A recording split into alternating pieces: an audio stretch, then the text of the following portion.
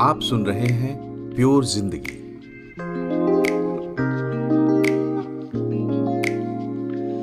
नमस्कार, मैं हूं मनोज श्रीवास्तव और आज हम ये समझेंगे कि औरतों या लड़कियों को लेकर हमारा दिमाग कैसे काम करता है, हम उन्हें कैसे जज करते हैं और क्यों जज करते हैं।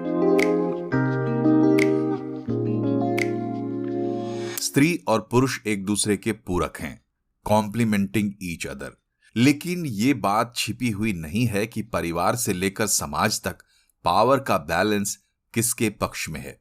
फिर भी हमें यह समझ में नहीं आता कि आखिर क्या वजह है कि ज्यादातर मर्द और यहां तक कि कुछ औरतें भी महिलाओं को पुरुषों के मुकाबले कमतर क्यों मानती हैं। छेड़खानी, बदतमीजी और रेप के मामलों में औरत में ही दोष ढूंढने वाले आखिर कौन लोग हैं? वो कौन लोग हैं जिन्हें विज्ञापन और फिल्मों में महिलाएं आकर्षक लगती हैं, लेकिन वो अपनी माँ, बहन, बेटी या पत्नी को वैसा नहीं बनाना चाहते। आमतौर पर एक कंपैशनेट हस्बैंड या भाई या पिता भी अपने घर के औरत की इंडिपेंडेंस या अफेयर की बात पता लगते ही आग बबूला क्यों हो जाते हैं। औरत की आजादी को पुरुष उसके प्रति वायलेंट होने का लाइसेंस क्यों मानता है। ऑनर किलिंग्स क्यों होती हैं। जो महिलाओं में ही सारे दोष ढूंढते हैं वो ही पूरे मनोयोग से कन्या और देवी का पूजन भी करते हैं। कहां से आता है यह दोहरा नजरिया? साइको एनालिसिस के जन्मदाता सिगमंड फ्रॉयड ने आज से तकरीबन 125 साल पहले अपने मेल पेशेंट्स में एक साइकोलॉजिकल डाइकोटोमी खोजी थी और इसे नाम दिया था मडोना होर कॉम्प्लेक्स का। यह कॉम्प्लेक्स सभी मर्दों में नहीं होता, लेकिन कॉम्प्लेक्स एक आईना है जिसमें हम अपने भीतर मौजूद मिसोजनी या फेमिनिज्म के लेवल को चेक कर सकते हैं। फ्रॉयड कहते हैं कि इस कॉम्प्लेक्स से ग्रस्त मर्द एक औरत को या तो सती सावित्री के तौर पर देखता है या फिर सबके लिए अवेलेबल एक सेक्सुअल ऑब्जेक्ट के तौर पर। फ्रॉयड कहते हैं कि मर्द सती सावित्री को प्यार करता है, लेकिन उसके अंतर्मन में कामना रहती है, डिजायर रहती है एक ऐसी औरत की जो अच्छे बुरे के विचार से कोसों दूर हो, जो उसकी आदिम वासना को तृप्त कर दे। वो एक व्यभिचारिणी हो तो हो, उसे ऑब्जेक्टिफाई किया जाए तो कोई गिल्ट पैदा ना हो, वो इस्तेमाल करने की चीज ही लगे, उसके प्रति सम्मान व्यक्त करने की कोई जरूरत महसूस ना हो, उसे डिसरिस्पेक्ट के साथ ट्रीट किया जा सके। ऐसे कॉम्प्लेक्स से ग्रस्त मर्दों के लिए फ्रॉयड कहते हैं कि where such men love they have no desire and where they have desire they can not love. औरतों को मडोना और होर के दो अलग अलग कंपार्टमेंट्स में रखकर देखने वालों की विडंबना यह है कि वो कभी भी एक ही औरत में अच्छी और बुरी औरत को देखना नहीं जानते। फ्रॉयड का मानना है कि ऐसे पुरुष अपनी पत्नी या गर्लफ्रेंड को रिस्पेक्ट करते हैं, लेकिन उनके प्रति सेक्सुअल अट्रैक्शन नहीं रखते। मडोना होर कॉम्प्लेक्स से ग्रस्त मर्दों को रोमांटिक रिलेशनशिप को सेक्सुअल बनाने में दिक्कत होती है। फ्रॉयड की ये बात मर्दों को ऑफेंसिव लग सकती है, लेकिन यहां कोई ये नहीं कह रहा है कि हर मर्द बिल्कुल ऐसा ही होता है। ये तो सिर्फ एक आईना है, इसमें आपको अपनी कितनी स्पष्ट तस्वीर दिखती है ये तो सिर्फ आप जानते हैं। ज्यादातर मर्दों के सबकॉन्शियस में औरतों को लेकर कॉम्प्लेक्स प्रोग्रामिंग होती है और पर्सनैलिटी के हिसाब से इसका उनके बिहेवियर पर थोड़ा या ज्यादा असर होता है। आज 125 साल बाद भारत ही नहीं, पश्चिमी देशों के कपल थेरेपिस्ट भी मानते हैं कि ज्यादातर पुरुष मडोना होर कॉम्प्लेक्स का शिकार हैं और इसका असर उनकी मैरिड लाइफ और दूसरे रिलेशनशिप्स पर पड़ रहा है। इसके चलते महिलाएं भी खुद को एक खास तरीके से प्रस्तुत करने के दबाव में रहती हैं। हैरानी की बात यह है कि आमतौर पर रिलेशनशिप और सेक्सुअलिटी को दो खांचों में रखने वाले मर्दों को और इसी तरह सोचने और बिहेव करने वाली महिलाओं को सामान्य माना जाता है, जबकि औरत के चरित्र में इन दो पहलुओं के घालमेल को लोग बिल्कुल बर्दाश्त नहीं कर पाते। फिल्मों और कहानियों में इस कॉम्प्लेक्स को अलग अलग तरीके से इस्तेमाल किया जाता है। कभी अल्फा मेल के नाम पर ऐसे पुरुष किरदार पैदा किए जाते हैं जो समाज में बहस और विवाद पैदा करते हैं, या फिर ऐसी औरत के किरदार खड़े किए जाते हैं जो स्टीरियोटाइप्स की धज्जियां उड़ा दे। पॉप लीजेंड मडोना ने दूसरा रास्ता अपनाया और कामयाबी की बेमिसाल कहानी लिख दी। एक कैथोलिक परिवार में जन्मी और पली बढ़ी मडोना ने ट्रेडिशनल स्टीरियोटाइप्स को चैलेंज किया। इससे मडोना ने लोगों का ध्यान खींचा, लेकिन 1985 में MTV अवार्ड फंक्शन ने तो मडोना के करियर को रॉकेट पर बिठा दिया। अवार्ड फंक्शन में मडोना अपने सॉन्ग लाइक अ वर्जिन पर परफॉर्म कर रही थीं। एक वेडिंग गाउन में मडोना प्रोवोकेटिव मूव्स कर रही थीं और वार्डरोब मैल फंक्शन हो गया। उनके अंडरगारमेंट्स एक्सपोज हुए, लेकिन मडोना रुकी नहीं, अपने फ्लो में रही। MTV क्रू ने जूम इन करके इस मौके का इस्तेमाल किया। मडोना खुद कहती हैं कि I have always loved to play cat and mouse with the conventional stereotypes. My like a virgin album cover is a classic example. People were thinking, who was I pretending to be? The Virgin Mary or the whore? I wanted to see if I could merge them together. Virgin Mary and the whore as one and all. आज की बात होती तो कोई इसे notice तक नहीं करता, लेकिन तब के लिए ये बड़ी बात थी। खुद मडोना के मैनेजर ने उनसे कहा कि उनका करियर समाप्त हो गया, लेकिन हुआ इसका ठीक उल्टा। मतलब साफ है कि वक्त के साथ एक्सप्रेशन के पैमाने बदल जाते हैं, चुनौतियां बदल जाती हैं, लेकिन कॉम्प्लेक्स अपनी जगह कायम रहता है और अपना काम करता है। तो चलिए समझते हैं कि मडोना हो कॉम्प्लेक्स की जड़ें आखिर हैं कहां। मडोना हो कॉम्प्लेक्स को कई तरीकों से एक्सप्लेन किया गया है। फेमिनिस्ट थ्योरी के मुताबिक इस कॉम्प्लेक्स की जड़ मिसोजनी यानी इस मान्यता में है कि पुरुष स्त्री से श्रेष्ठ है और उसे स्त्री के शरीर और सेक्सुअलिटी को कंट्रोल करने का पूरा हक है। फ्रॉइड की थ्योरी मदर चाइल्ड रिलेशनशिप से शुरू होती है। वो कहते हैं कि एक मेल के लिए मदर रेस्पेक्टेबल फीमेल रिलेशनशिप की आइडियल होती है।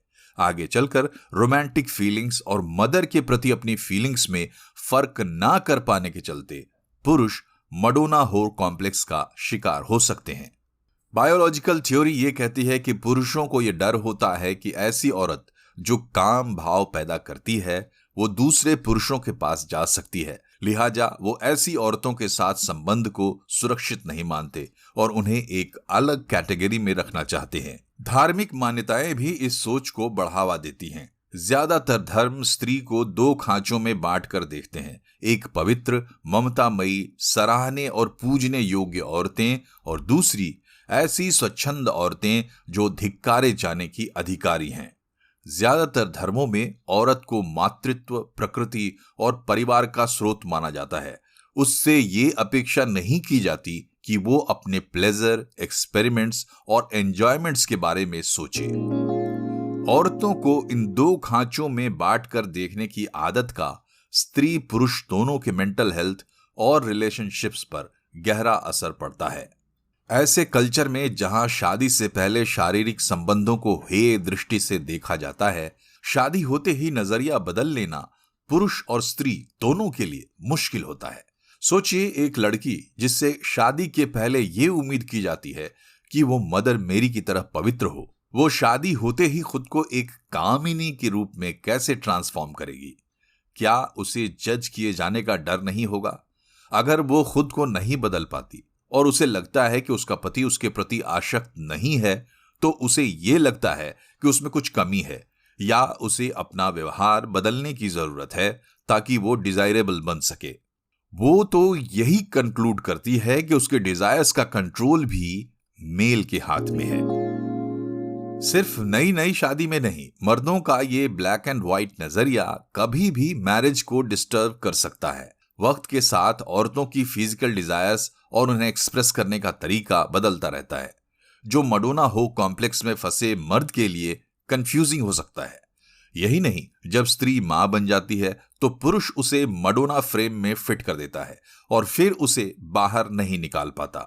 इसमें कोई दो राय नहीं कि मडोना होर कॉम्प्लेक्स मिसोजनी और जेंडर इनइक्वालिटी को प्रमोट करता है। पढ़ाई में, नौकरी में ना तो इक्वल अपॉर्चुनिटी मिलती है और ना इक्वल रिवॉर्ड। एक पुरुष के मुकाबले महिला को psychological problems, domestic abuse, sexual violence का खतरा ज्यादा होता है। पेरेंटिंग का दबाव भी महिलाओं पर ज्यादा होता है। मडोना हो कॉम्प्लेक्स का सबसे घिनौना चेहरा है विक्टिम शेमिंग। ऑनर किलिंग और रेप जैसे जघन्य अपराध के मामलों में कुछ लोग विक्टिम पर दोष डालने लगते हैं। जरूर उसने ऐसा कुछ किया होगा जिसकी वजह से आदमी भड़क गया। मतलब अगर तुम एक होर हो तो पुरुष को तुम्हारे साथ वायलेंट होने का और तुम्हारा असॉल्ट करने का पूरा अधिकार है। ये नजरिया विनाशकारी है। ये एक तरफ औरत के अधिकारों को सिरे से नकार देता है और दूसरी तरफ मर्दों को सारी जिम्मेदारियों से मुक्त कर देता है। उन्हें सेक्स ड्रिवन एनिमल बना देता है जिन्हें उनके बेसिक इंस्टिंक्ट्स डोमिनेट करते हैं, जो सेक्सुअलाइज सिनेरियो में बाय नेचर अनकंट्रोल हो जाते हैं। ये नजरिया औरत पर ही बोझ डाल देता है कि वो साबित करे कि उसने प्रोवोक करने वाला कोई काम नहीं किया है। सोशल कंडीशनिंग की वजह से ऐसी मिसोजिनी को औरतें भी इंटरनलाइज कर लेती हैं। आपने लोगों को यह कहते हुए सुना होगा कि औरत ही औरत की दुश्मन होती है। दूसरी तरफ औरतें खुद सोचने लगती हैं कि एरोटिक या सेक्सुअल फीलिंग्स और ममता दुलार जैसी फीलिंग्स कॉन्ट्राडिक्टिंग होती हैं। ये कंडीशनिंग इस नजरिए को पुष्ट करती है कि औरत की सेक्सुअलिटी मर्द के लिए है और मर्द को ही उसे कंट्रोल करने का पूरा अधिकार है। क्या ये कॉम्प्लेक्स या ये दोहरा नजरिया मर्दों के हित में है? नहीं। मर्दों के मेंटल इमोशनल हेल्थ और रिलेशनशिप कैपेबिलिटीज पर इसका बुरा असर पड़ता है। इंटीमेट रिलेशंस उनके लिए चैलेंजिंग हो जाते हैं। रिसर्च में पाया गया है कि मिसोजिनी और पुरुषों में शिक्षा रोजगार की कमी का डायरेक्ट रिश्ता है। ऐसे पुरुष डिप्रेसिव सिंड्रोम से भी ग्रस्त होते हैं। अगर आप सेक्सुअलिटी के बारे में अपने विचार पता करना चाहते हैं तो इन सवालों पर गौर करिए। सेक्सुअलिटी को लेकर आपके विचार कहां से आए हैं? क्या इसकी जड़ें खुद आपके और दूसरे इंसानों के प्रति प्रेम से निकली हैं? क्या इससे दूसरों को चोट पहुंचती है? क्या आपको लगता है कि जो लोग आपकी तरह नहीं सोचते उन्हें सजा दी जानी चाहिए? अगर हां, तो आप ऐसा क्यों सोचते हैं?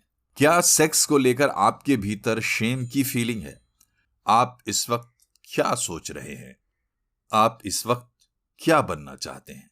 दूसरे लोग औरतों के बारे में क्या सोचते हैं या बोलते हैं, इसका असर आपके ऊपर नहीं होना चाहिए। वो अपनी बात करते हैं, आपकी नहीं। दोहरे नजरिए की बातें अंततः सबके लिए तकलीफ देह साबित होती हैं। सही बात तो यह है कि मडोना होर कॉम्प्लेक्स जिन दकियानूसी और विनाशकारी विश्वासों को बढ़ावा देता है, उन्हें हर स्त्री और हर पुरुष को चैलेंज करना चाहिए ताकि हम व्यक्तिगत रूप से और एक समाज के तौर पर इसके प्रभाव से निकल सके। आखिरकार हम सभी लोग अच्छाइयों और बुराइयों का सम्मिश्रण है। आपको सही लगे तो ये पॉडकास्ट सबके साथ शेयर करें। प्योर जिंदगी को फॉलो करें। नमस्कार।